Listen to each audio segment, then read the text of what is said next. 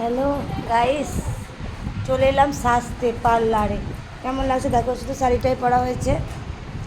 দেখো, এটা আমার বোন হচ্ছে, বোনের বোন। একসঙ্গে সাজতেছি, এত মিল। আমি যখন যাচ্ছি ও আমার সাথে থাকছে।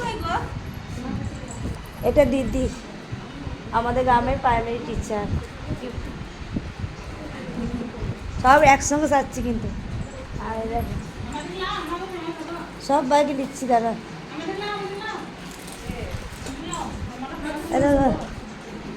কারো যদি প্রয়োজন পড়ে এদিকে ডাক দিও, আমরা একসঙ্গে সাজছি।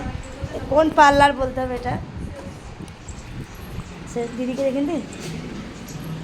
হয় দিদি গো, দিদি ওই ঘরে পরে ডাকছি দিদিকে। দিদি আসছে। আর এই শুধু করে দিচ্ছে মেকআপে